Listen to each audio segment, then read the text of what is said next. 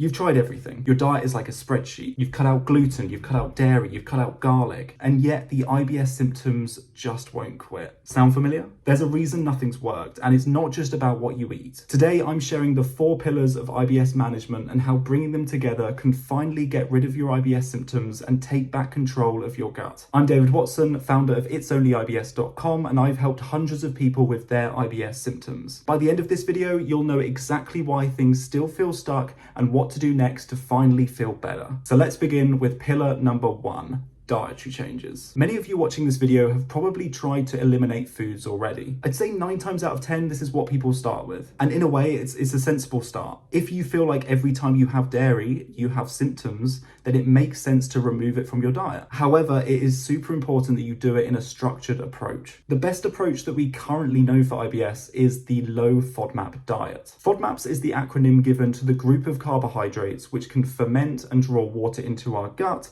causing bloating, gas, and diarrhea. The diet consists of 3 main stages. The first stage is the elimination phase, where we look to take out the high FODMAP foods.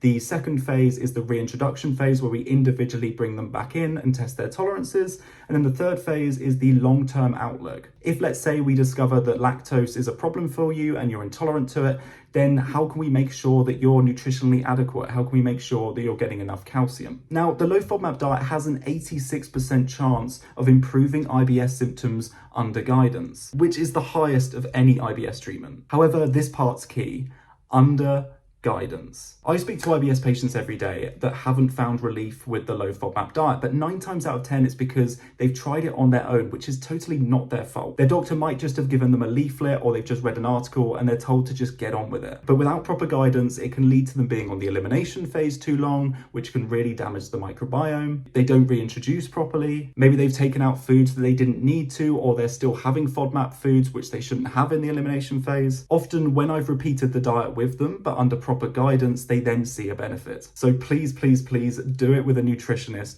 or a dietitian. Pillar number 2, the gut-brain connection. The gut-brain connection is becoming more and more recognized when it comes to IBS. In fact, in 2016, IBS was reclassified as disorder of gut-brain interaction. Before that, it was just seen as a digestive issue. So what does that actually mean? Well, first of all, acknowledging that the brain might be influencing your gut does not mean that you are making your symptoms up. When I had really bad IBS, I went to the doctor and they said to me, you're probably just anxious, which felt incredibly dismissive. Like if I just meditated harder, my symptoms would go away. But the science behind the gut-brain axis is real, and there are specific treatments that can target it. One of them is called gut-brain hypnotherapy. There's an app called Nerva, which takes you through a 6-week course. You just listen to an audio recording once a day, and amazingly, the results are actually comparable to the low FODMAP diet, which shows just how much your brain can influence your gut. And then there's also the traditional talking therapies like CBT, counseling, cognitive hypnotherapy. And these are great, not just because your symptoms are caused by stress,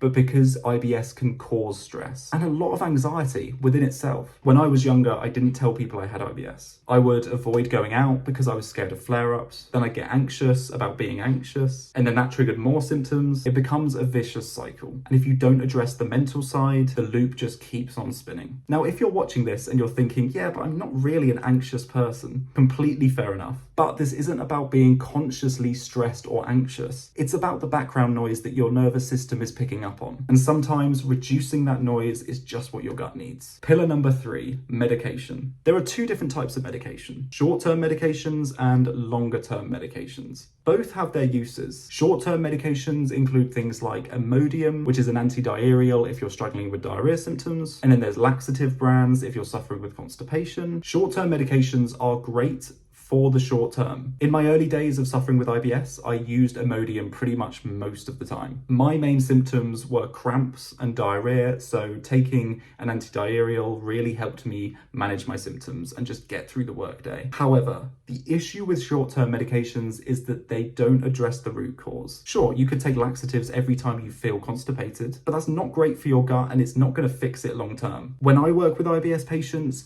I'm trying to address what is causing their symptoms, not giving them a tablet that masks it. That is when you get the real relief. And that brings us on to long-term medications. These medications work more on the root cause of your IBS. Examples of these include amitriptyline, nortriptyline, fiber supplements, Viberti, anything that helps target the mechanism of what's causing your IBS. If we just dive into one of them, so amitriptyline, for example, works on the gut-brain connection and helps reduce the signals that are going from your brain to your gut and your gut to your brain. Sometimes that signal can be overreactive, which is why it's important to slow it down. You may have experienced the gut-brain connection actually if you've ever gone to a job interview and you feel really nervous beforehand and you need to go to the toilet a lot. That's your brain going into overdrive and sending messages to your gut, almost telling it, gosh, something dangerous is coming up. It's very similar to the fight or flight system. Just as a personal note, I'm on nortriptyline, which is very similar to amitriptyline, and I found it effective so far. That's because it's suitable for my type of IBS. Make sure you speak to a healthcare professional to work out if it's suitable for your specific symptoms. Now on to the final pillar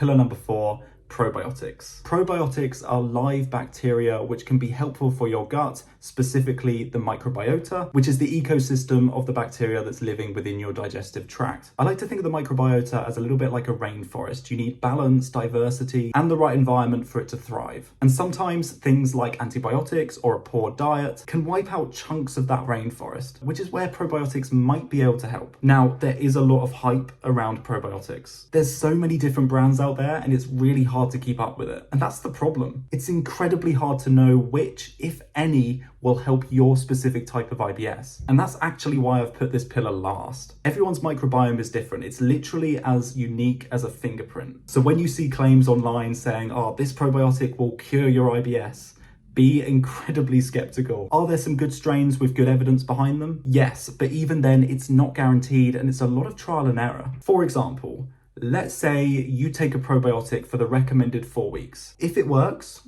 great. You found the one concoction that works for your IBS symptoms. Most likely though, if nothing happens, then you have to stop, take a pause for 2 weeks so that your gut can reset, and then try a different one. That's a 6-week process in total to work out whether a probiotic will work for you. Now times that by how many probiotic products there are on the market today. You could be waiting a very long time. Now, if you compare probiotics to something like the low FODMAP diet or addressing the gut-brain connection, which can help over 70% of people, probiotics seems like a little bit like a shot in the dark. Now, I know that seems quite anti-probiotic. They do work for some people. I've had clients that have benefited from them. I'm just weary of them being sold as a magic pill that will cure your IBS because the likelihood is they won't. So those are the 4 pillars of IBS management. I hope that's helped. And if you're feeling a little bit confused as to which one to start on, then I offer free 15-minute calls. You can click the link in the description and I can let you know which one will be suitable for your type of IBS